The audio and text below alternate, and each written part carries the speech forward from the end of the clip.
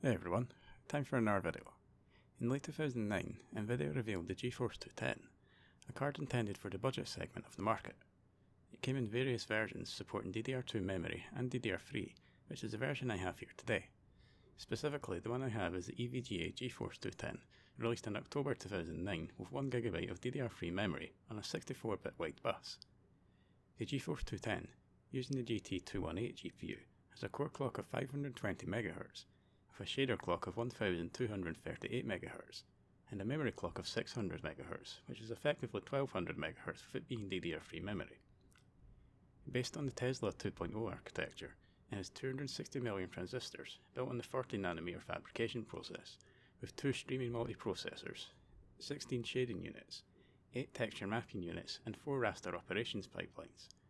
The card we have here today supports DirectX 10.1, OpenGL 3.3, and OpenCL 1.1, and supports DVI, HDMI, and VGA outputs, and has a TDP of only 31 watts, making it ideal for computers which have a power supply with no PCIe power connectors. I can't find the exact original pricing for this, but from what I can find online, the price seemed to be somewhere between $50 to $70 US, which adjusting for inflation is around $59 to $82 today, which is also around £45 or 51 euros. However, nowadays, on CAX in the UK, you can buy this for as little as £6, but it is also available on eBay in America for around $15, although you may find it cheaper elsewhere. I'll be testing the Geforce 210 in a few games today to see just how it performs 9 years on from its initial release.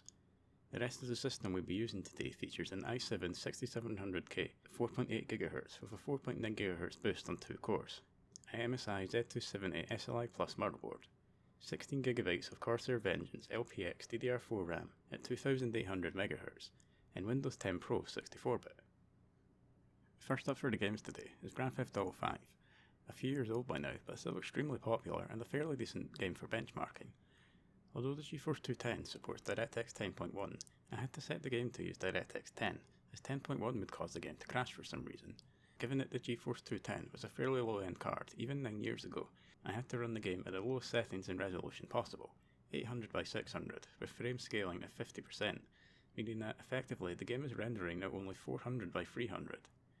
And throughout the city, FPS only managed to get to around the high teens to the mid-20s, and showed some pretty severe input locking and lag in the most dense areas, making for some rather hilarious gameplay at times. Outside of the city though, FPS was able to sit at a near playable 25 to 30 frames per second, with no noticeable stutter, with performance out in the desert area pretty much the same. I did notice some minor input lag at times though, despite the near playable performance. The Fraps benchmark shows an average of 30 frames per second, with 1% and 0.1% lows of 21 and 19 frames per second respectively, with the frame time graph showing very little stutter, other than a few occasions where there were gaps of around 260 milliseconds between some frames. Moving on to the next game for today, and it's the Elder Scrolls V Skyrim, more specifically the original version released in 2011 and not the remastered version which released a couple of years ago. I'll be running this test with settings turned right down and the resolution at 800 by 600. I did try running the game at higher resolution, but for some reason this would cause the game to crash even at stock clocks, so 800 by 600 it is. And at this resolution, FPS tended to be in the low 30s up to the low 50s, giving a reasonably smooth experience, even indoors where FPS managed to stay around 30 frames per second. However, the performance tanked considerably at times when in Bleak Falls Barrow, where FPS dropped well below 20 frames per second and showed some pretty severe stuttering and input lag, making the game really hard to play. This fortunately didn't happen all the time though, so some people will probably be able to put up with it. The Fraps benchmark showed an average of 38 frames per second, with 1% and 0.1% lows of 20 and 17 frames per second respectively. The frame time graph on screen now does show that there were multiple gaps between some frames of around 100 milliseconds. Next is on to Counter-Strike Global Offensive, or CSGO as it's more commonly known, and I also had to turn the game settings down as far as possible and use the lowest resolution I could, 640 by 480. And I'll be running the test on the cache map in a match against hard difficulty bots. Performance was actually fairly decent, with FPS throughout the game generally sitting between 30 up to as high as 100 frames per second, depending on the area of the map you're in. Overall, the game is pretty playable on the Geforce 210, although I did notice some occasional stutter, but that didn't affect the gameplay at all.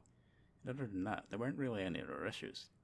The benchmark showed an average of 59 frames per second, with 1% and 0.1% lows of 35 and 31 frames per second respectively, with the frame time graph on screen now showing that for the most part the game stayed above 30 frames per second, providing a relatively smooth experience. The last game we'll be testing before moving on to overclocking is Fortnite Battle Royale. The game, which is still technically an early access game, released in 2017 and is still a massively popular title today. This will be run on the lowest settings possible, with the exception of view distance, which will be set to epic. I've also set the game to run at 720p with 50% frame scaling, meaning that the game is effectively rendering at only 640 by 360. And even at a resolution as low as this, the game is still beyond unplayable. Performance in the pre-match holding area was only between 10 to 20 frames per second, with a very noticeable amount of input lag. FPS in the battle bus couldn't really manage to get above 15 frames per second at all, and the story was pretty much the same when diving as well, which showed dips in FPS as low as 11 at times. Once on the ground, performance wasn't any better. FPS dipped under 10 and never got above 20 frames per second, even at the best of times. But even if it had, it wouldn't change how bad the input lag throughout the game is. The Fraps benchmark showed an average of only 17 frames per second, with 1% and 0.1% lows of 8 and 6 frames per second respectively, with the frame time graph on screen now showing gaps between frames of around or over 100 milliseconds throughout the entire game, making for an extremely jarring experience.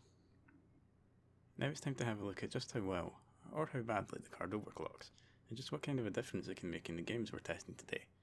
You can use programs like Afterburner from MSI, but unfortunately those don't allow you to overclock the shader independently from the rest of the card, so I had to go and find a download for EVGA Precision 2.1.2 from a particularly dodgy website, so I wouldn't recommend you doing that yourself.